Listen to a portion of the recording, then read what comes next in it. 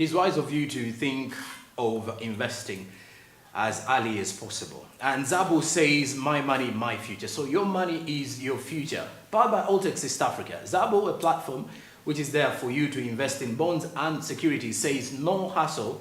And just with the comfort of your home, dial *292# on MTN and start investing. Start your investment journey today with Zabu. The markets are already open because the markets open at 8:15 a.m. East African Standard Time and do close at 3:15 p.m. East African Standard Time, Monday to Friday.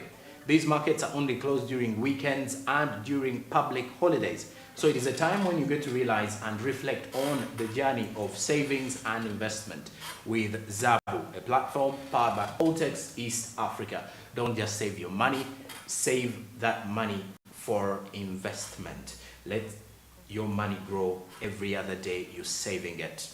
Zabu, my money, my future. Altex East Africa says do something new today.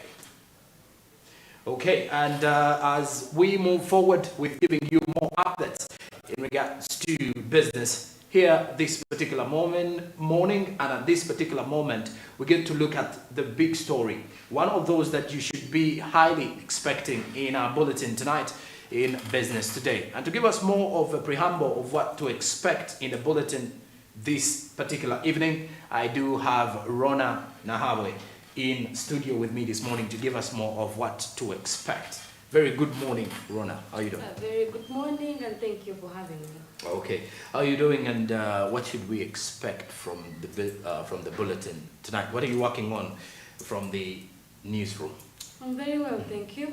So my story is initiated by a report that was written by Francis Chislinya about how to widen the tax space. And this report was structured to or presented to Ministry of Finance and URA, that is the Uganda Revenue Authority. And the key issues that were highlighted in this report that I would like to briefly touch on for context was enacting the National Content Bill 2020 that will be implemented in the construction industry with 40% of the contract guaranteed to value granted Ugandan firms. Now we have seen this play out, particularly in the oil and gas sector.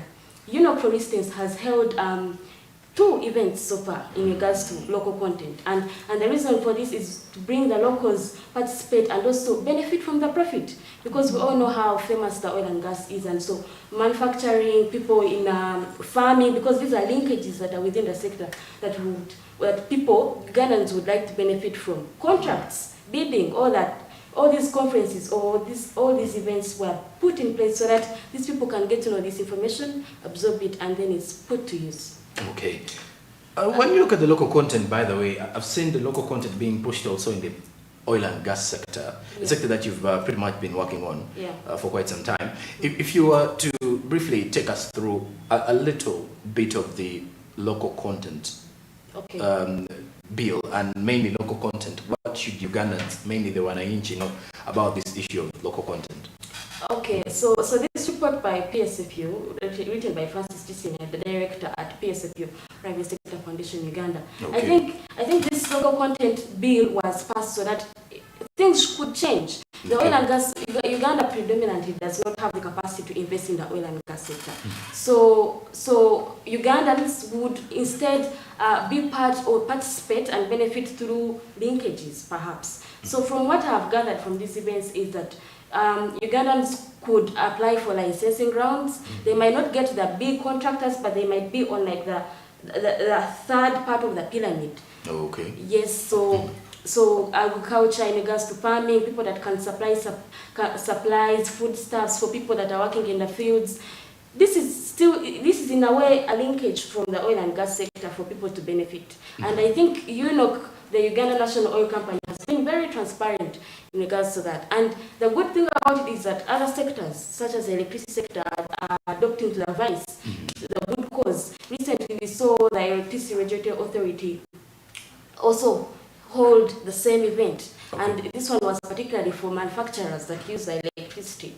You know, manufacturers, people that industrialists use the most bulk of electricity. So they were coming up with subsidies on how the tariff could be lowered for them. So local content, in a way that was written by PSFU to Francis Tisinya per se, has shaped this year. So and I'm hoping that next year it will even be greater.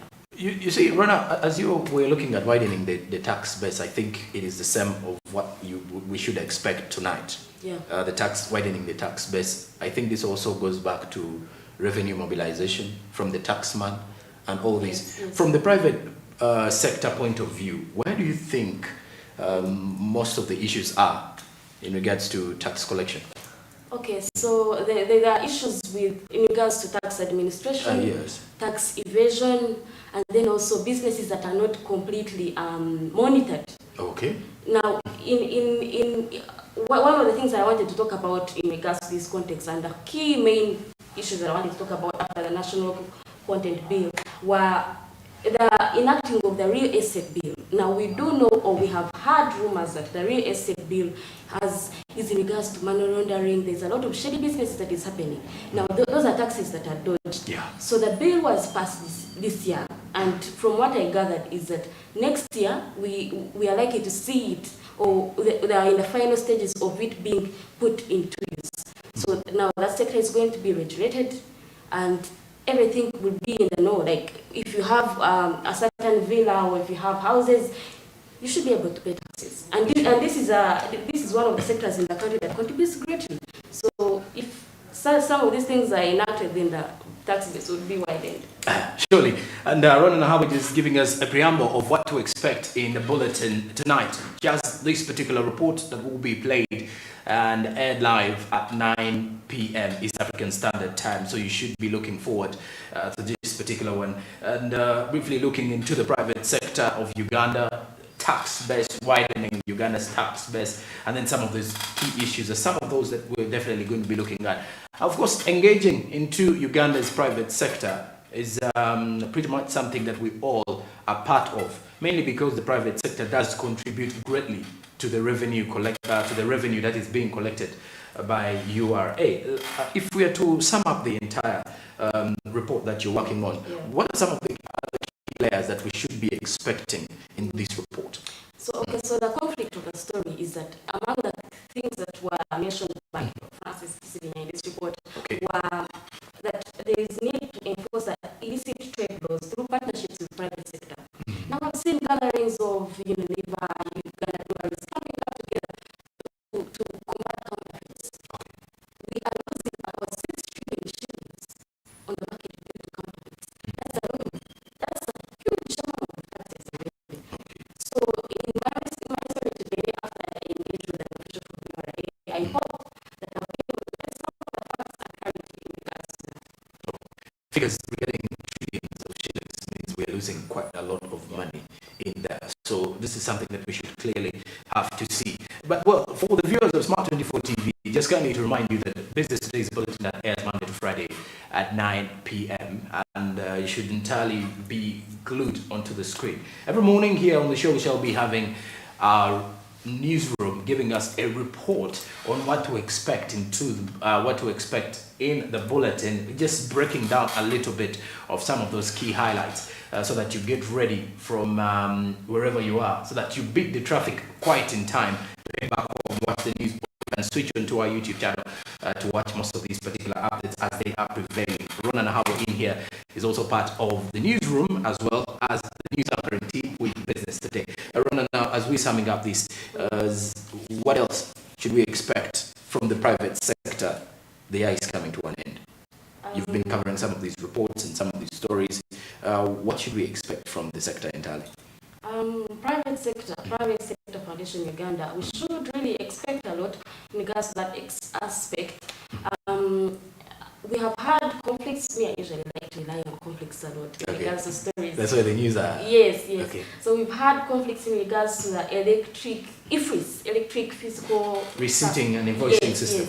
Yes. So FSMEs have been complaining, or small and medium enterprises have been complaining that they don't make any returns.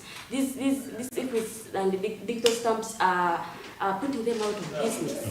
So I believe if private sector comes up with mechanisms in a way of stopping this or make lenient measures, because we would want to compete fairly in the region. Okay. We do know that VAT in Kenya is at 14%, ours is at 18%.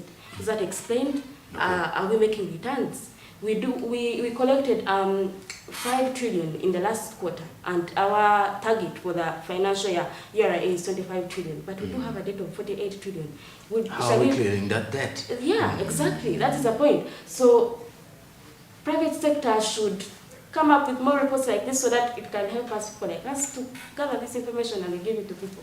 Okay, and also another report that has been a bit surprising this morning. Not surprising though, if you look at some of the key things you would be expecting from business today, is the fact that, according to a report, is that 60% of Ugandans earn 200,000 Ugandan shillings monthly.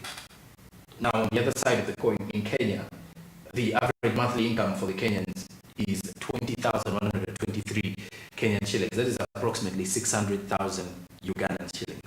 Ours here will definitely be at around 200,000 Ugandan shillings. So when you mention about the SMEs that are actually facing some issues with e-freeze and all that, I get back now to the people who are employed, the employees.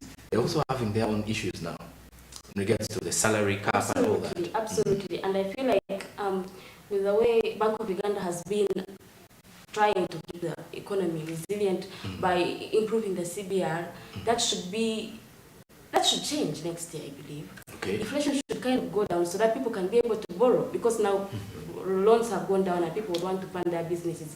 And we do understand they say it's macroeconomic factors, but we're hoping next year all that is changed. Yeah. Okay. Rona, the Highway Business today, you'll definitely be hearing more of that tonight, as Rona will be giving you more from the Private Sector Foundation of Uganda, giving you more of a detailed report regards to widening our tax base, mainly from the scope of the private sector players that I belong to. She belongs to the private sector. Most of us belong to the private sector. And it's a sector that we should steadily look at to recover, hopefully by 2024, back to pre-pandemic levels. This year hasn't been a good one. Inflation pressures here and there. Rona, you can actually say goodbye to the viewers of Smart Means Business today morning. We hopefully think we shall have you tomorrow as well. No, I hope so too. Okay. And I would be glad if you guys waited up to 9 p.m. to watch a story about the proposals by PSFU presented to Minister of Finance and URA in regards to widening the tax base. This is a story you should look out for, and I would be glad if you watched it. Okay. Watch Business today, Monday to Friday on Smart24 TV, 9 p.m. and on YouTube, Smart24 TV Live, in case you missed any bulletin whatsoever. But also do remember to subscribe. After the break, we go on ground with Barije Andrew. Good morning.